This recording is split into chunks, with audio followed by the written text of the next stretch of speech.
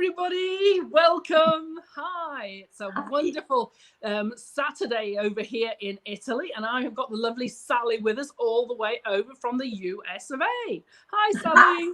Hello. Thank you. Okay, well, Sally is one of our Emerald members, and basically all of our Emerald members have these really special gifts. So we're talking a bit to Sally about what hers are, and we're going to be talking a bit about spirituality.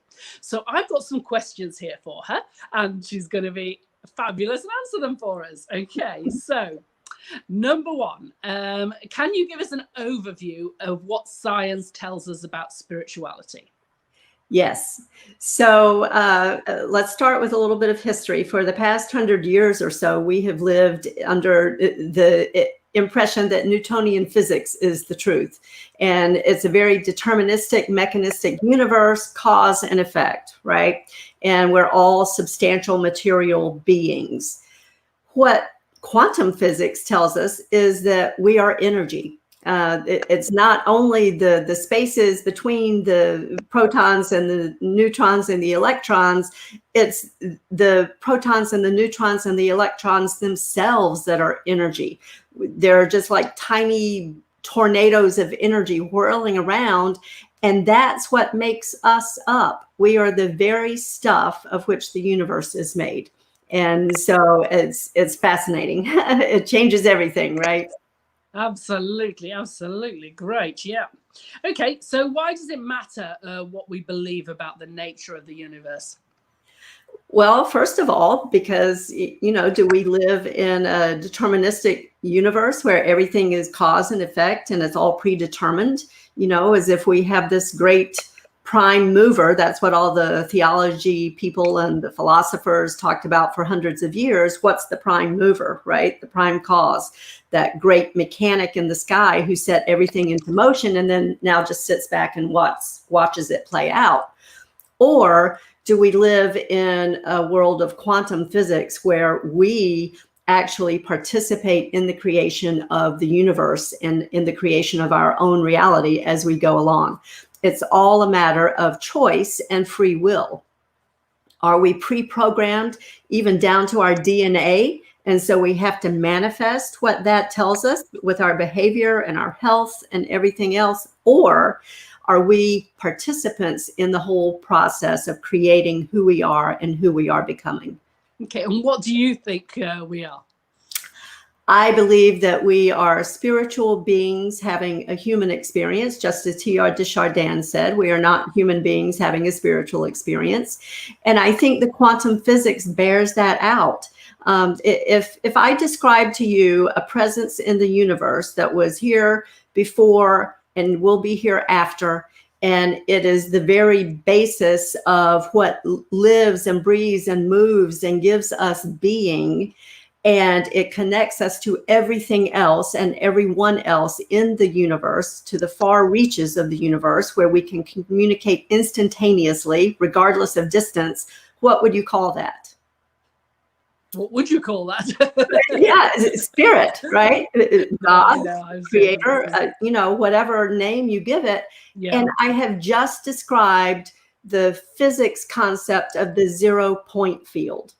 And so that's why I believe physics, quantum physics, proves what all of the mystics have known all along, that we are all one, we are all connected, and there is no separation. We are energy, we are little bundles of energy, and we are achieving coherence in this physical form by virtue of our interaction with the 0 point field, which lives, breathes, moves, sustains us, and gives us our being.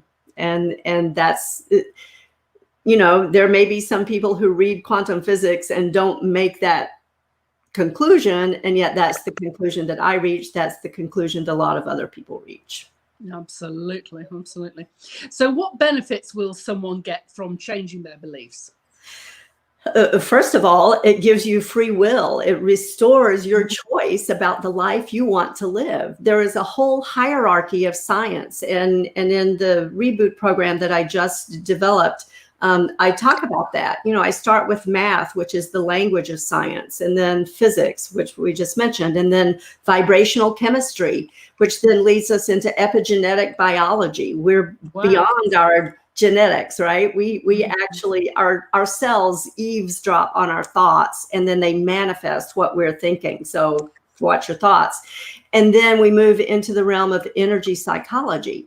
And so all of that together restores our free will. We can choose who we want to be in life. We're not held back by our past, by our experiences, by our programming, the apps that run in the subconscious of our mind. We are free to choose to become who we want to be. And that's a magnificent thing. Yes, absolutely. I mean, to be able to choose and to be able to direct your life's path in some ways is absolutely wonderful. Yeah, absolutely.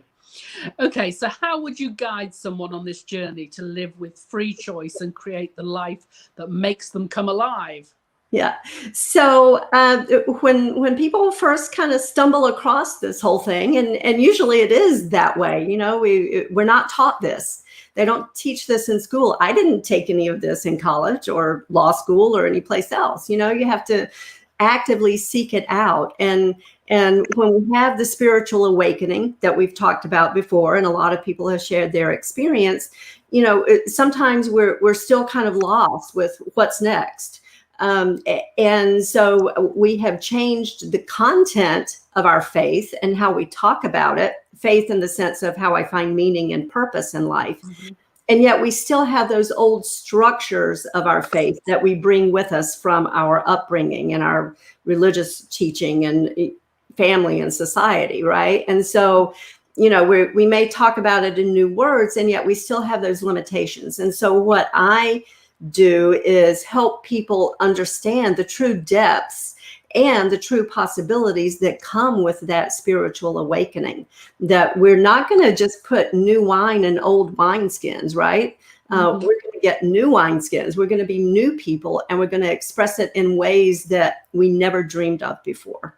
And there's a process to that. Our institutions don't do that. They just kind of leave people on their own to try to figure it out, and some do and some don't. So in order to really ensure our success in terms of achieving the goals we want in life, we really need those support structures. And that's what I provide, kind of a guided process through moving through all of those different phases and stages of development. Great, because you've got a great new stage name, haven't you? Yes. Yeah, the what's with everybody. Yeah, the What's Next coach. Because we all ask that, we get to a certain point in our lives and we go, okay, what's next? And that can happen to anyone at any time, at any age. You're never too old. You're never too young. You're never too anything, right? To ask what's next. Yeah, because I think that's a great thing, because so many people are so lost when you go through all this amazing awakening. I think, oh, well, what do I do now, sort of thing. Everything's changed, and you think, gosh, what is my path? What do I think? So you help people with that. Yes. Obviously, I think we've got all your details at the bottom of the page, but if you want to maybe just say them out here so that people can, obviously people can contact you on Messenger. Right.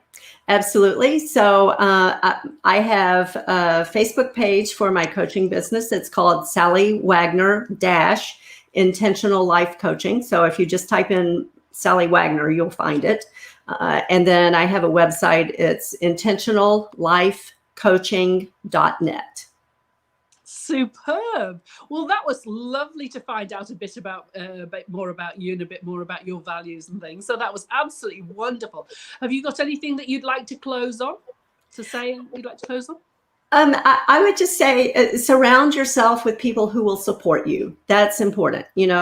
Studies show that when we're out there on our own, we get lost.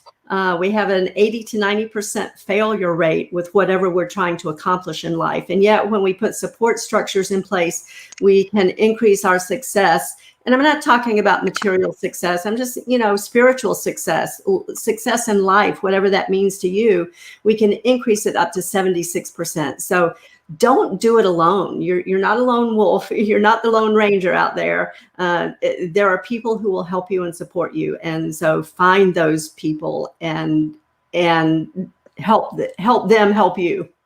Absolutely. Well, Sally, that was absolutely wonderful. Thank you so much for being with us. And obviously, I'll see you on the group, and I'll see you in the Emerald member Yes, area. awesome. Okay, you take care. Yes, thank you. You too. Bye-bye. Okay, bye.